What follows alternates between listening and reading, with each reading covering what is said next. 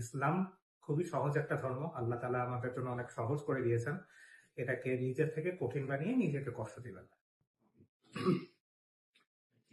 আমাদের কাছে দিনের বেলা যে পেশেন্ট গুলো আসেন তাদের সবার মনেই ইদানিং এই কোশ্চেনটা খুবই কমন, যে আমরা যে ট্রিটমেন্টটা করছি এই ট্রিটমেন্টটা করলে আমাদের রোজা ভেঙে যাবে কিনা।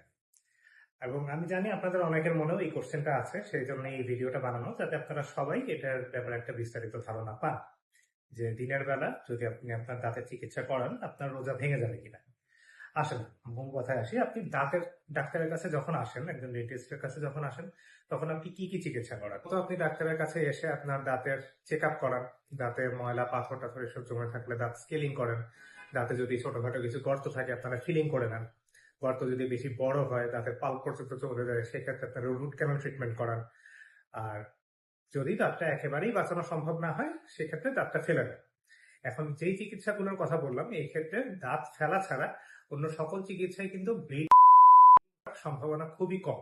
এমনকি স্কেলিং করার ক্ষেত্রেও আপনার মুখে যদি অনেক বেশি পাথর না থাকে, রুটিন বা রেগুলার স্কেলিং যদি আপনি করেন, সেই ক্ষেত্রে ব্লিডিং হয় না বললেই চলে। সো ব্লিডিং এর কারণে এই ক্ষেত্রে রোজা ভাঙায় কোনো ভয় নাই। আর ট্রিটমেন্টের সময় পানি গিলে ফেলার যে ভয়টা, ট্রিটমেন্টের সময় ওই সকল পানি সাকশন মেশিনের মাধ্যমে, সাকা টিউবের মাধ্যমে ডক্টররা সেটা আপনার মুখ থেকে টেনে নিয়ে যান। তো পানি গিলে ফেলার সেই ভয়টাও আপনাদের নাই। এখন যে জিনিসটা আসে আরেকটা বিষয়, সেটা হচ্ছে লোকাল অ্যানাস্থেসিয়া বা অবসর ইনজেকশনের বিষয়টা। যে হ্যাঁ, ডক্টররা অনেক সময় ব্যথা কমানোর জন্য আপনাদের সুবিধার জন্যই লোকাল অ্যানাস্থেসিয়া বা অবশ করার ইনজেকশন ব্যবহার করে। এখন জিনিসটা যেহেতু ইনজেকশন, এই একটা ভয় থেকেই যায় যে এটার কারণে রোজা ভাঙবে কিনা। এই ভয়টাও অমূলক। লোকাল অ্যানাস্থেসিয়া ইনজেকশনের কারণে রোজা ভাঙে না। আপনারা চাইলে গুগলে বা চ্যাট জিপিটিতেও জিজ্ঞেস করে বিষয়টা নিয়ে আরেকটু নিশ্চিত হয়ে নিতে পারেন। লোকাল অ্যানাস্থেসিয়ার অবশ্যই ইনজেকশনের কারণে রোজা ভাঙে না, কারণ এটি আপনার শরীরে কোনো শক্তি বা পুষ্টি যোগাবে না। এটি কোনো খাবার বা পানি না, এটি আপনার পাকস্থলীতেও পৌঁছাবে না। এটা দেয়া হয় আপনার চামড়ার নিচে অথবা মাসেলের মধ্যে।